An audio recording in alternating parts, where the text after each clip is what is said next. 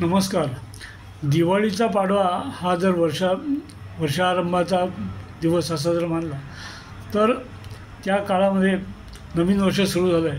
म्हणजेच हा शरद ऋतू संपून हेमंत ऋतू सुरू झाला आहे असंही एक मानता येऊ शकतं. आणि हेमंत ऋतू गेल्या व्हिडिओत सांगितल्याप्रमाणे हा संपूर्ण वर्षातला सर्वात आरोग्य देणारा असा काळ आहे.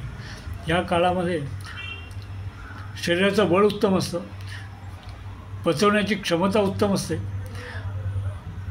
हवेतलं बाष्प कमी असतं, शरीराचं बळ खूप असल्यामुळे व्यायाम भरपूर करण्याची कॅपॅसिटी शरीरात आणि मनामध्ये असते. आणि त्यामुळे या हेमंत ऋतूचा जास्तीत जास्त उपयोग आपण आपल्या आरोग्यासाठी करू शकतो असा हा महत्त्वाचा ऋतू आहे.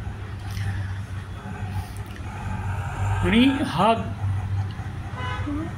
जर आपल्याला ॲडव्हान्टेज घ्यायचा असेल हेमंत ऋतूचा तर सुरुवात ही खाण्याकडनं न करता त्याचा विचार हा आधी व्यायाम वाढवण्याकडनं करायला हवा. आधी दिवाळीमध्ये जे अभ्यंग सुरू झाले ते अभ्यंग सोडायचं नाही, अभ्यंग करायचं म्हणजे तेल लावायचं.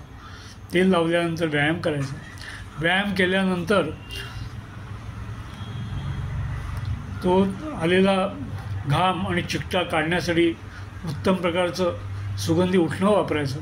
आणि ते उठणं वापरताच त्याच वेळेला कोमट पाण्याने किंवा क्षमता असेल तर थंड पाण्याने कोमट पाण्याने असं स्नान घ्यावं. आणि त्याच्यातून या आरोग्याची नवीन सुरुवात ही आपण करू शकतो. ज्यांची क्षमता आहे आणि जे अशक्त नाहीत अशा लोकांनी खरंच कोमट किंवा थंड पाण्याने सुद्धा आंघोळ करायला हरकत नाही. कारण शरद ऋतू जरी असला तरी उत्तम जर व्यायाम केलेला असेल तर थंड किंवा गरम ह्या पाण्याचा फार काही परिणाम दिसत नाही. पण हा काळ थोडा थंडीचा असल्यामुळे थोडंसं कोष्ण, ज्याला आपण कोमट म्हणतो, अशा स्वरूपाचं पाणी आंघोळीला वापरण्याने फारच फायदा होतो.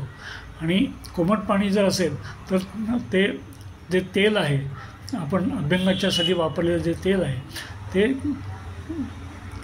निघून जाणं होत नाही आणि त्यामुळे त्वचेचं आरोग्य सुधारतं. त्वचेवर ते तेल थोडंसं असल्यामुळे त्यावर त्वचा कोरडी झाल्यामुळे जे दोष होतात ते निर्माण होत नाहीत. आणि ते निर्माण न झाल्यामुळे त्वचेचं आरोग्य सुधारतं आणि एकंदरीतच आरोग्य सुधारण्यासाठी त्याचा मोठाच लाभ होतो. थँक्यू.